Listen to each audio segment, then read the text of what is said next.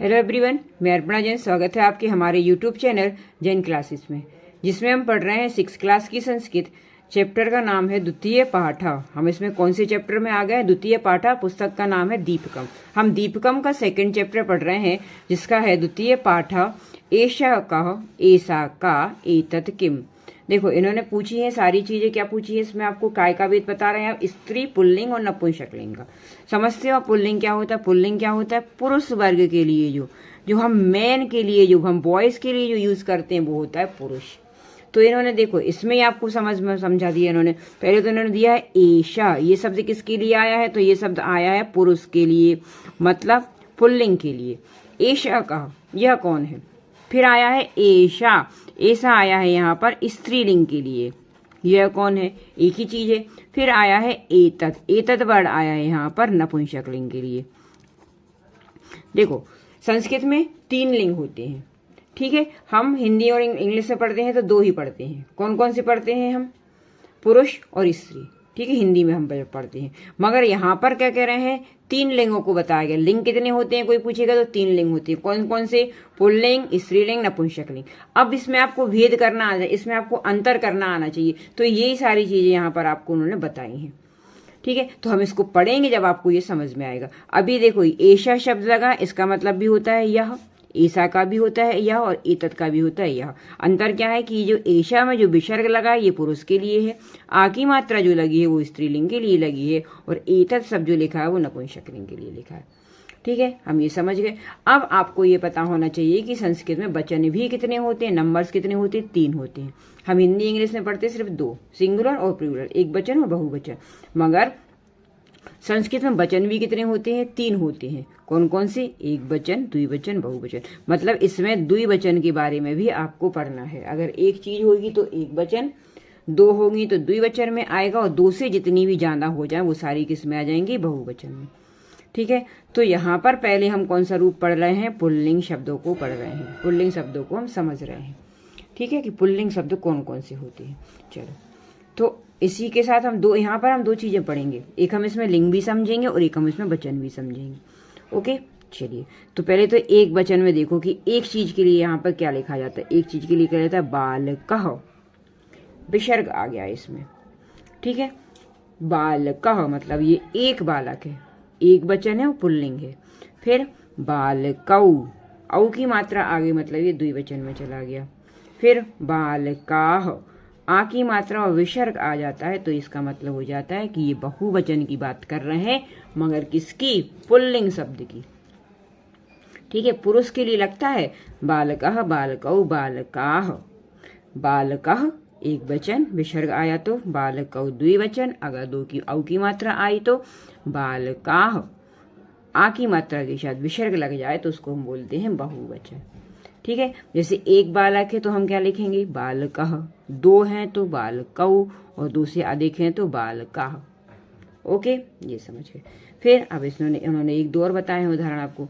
वृक्षः, देखो ये भी एक है तो वृक्षा विसर्ग लगा दिया, वृक्षौ औ की मात्रा लगा दी, और वृक्षाः आ की मात्रा के साथ विसर्ग लगा दिया। ये बहुवचन रूप चल रहा है, ठीक है। मगर किसके चल रहे हैं? ये पुल्लिंग शब्दों की। फिर गजः, गजौ, गजाः। देखो सारे एक से लिखे हैं, है ना। इनमें वचन जो दिए हैं सारे पुल्लिंग शब्द हैं, और सारे कैसे दिए हैं? एक से लिखे हैं। गजः, गजौ, गजाः, ठीक। मतलब आपको क्या करना है? पुल्लिंग शब्द अगर कोई आता है तो उसमें आप पहले जो एक वचन है उसमें विसर्ग लगाओगे, द्विवचन है तो औ की मात्रा लगानी है, और अगर बहुवचन आता है तो आ की मात्रा के साथ विसर्ग लगाएंगे, ठीक है। इतना समझ गए ना। तो ये क्या हो सकते हैं? ये कौन से शब्द बन गए? जैसे हम इसमें एक शब्द और ले लें, मान लो रामः, ठीक, रामौ और रामाः, तो ये भी हो गया, है ना। इसमें हम कोई भी शब्द ले सकते हैं, जरूरी नहीं है कि आपको यही बताएं।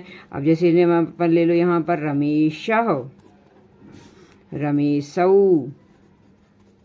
और रमेशाः, एक शब्द बता दिया हमने आपको, ठीक है। तो ये ऐसे बनेंगे। कौन कौन से? ये कौन से बनेंगे? पुल्लिंग शब्द। ओके, ठीक है। अब हम चलते हैं स्त्रीलिंग शब्द क्या होते हैं। स्त्रीलिंग में भी आपको वचन तो वो ही रहते हैं, वचन कहीं नहीं बदलना, ठीक है।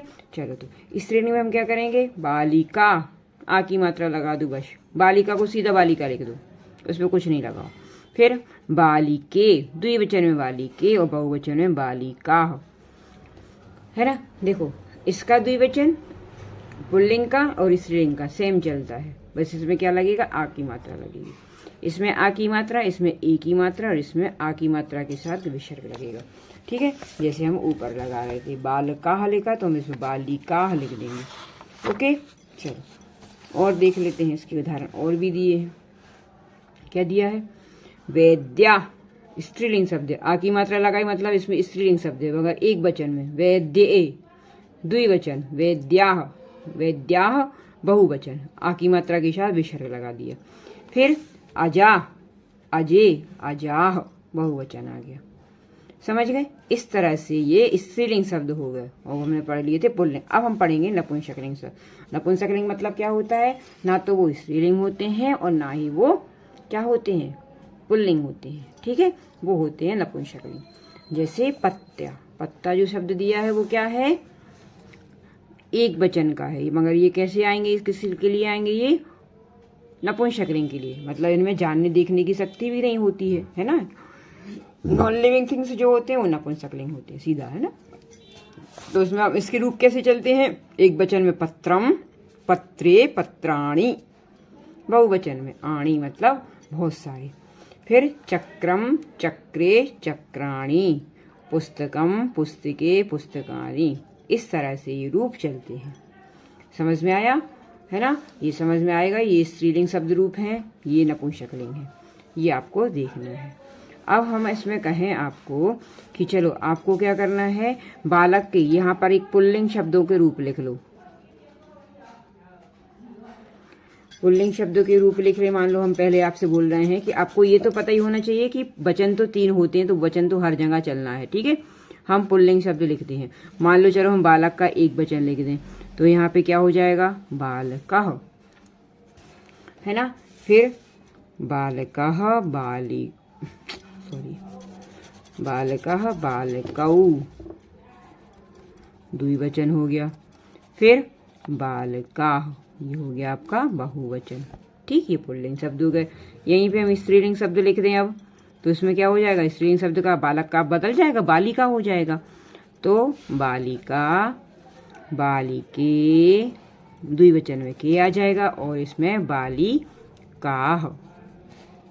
ठीक है, इस तरह से। अब इसी को हम बोलें कि नपुंसकलिंग रूप इसके लिख लेते हैं अपन, तो क्या हो जाएगा, पत्रम, पत्रे, पत्राणि।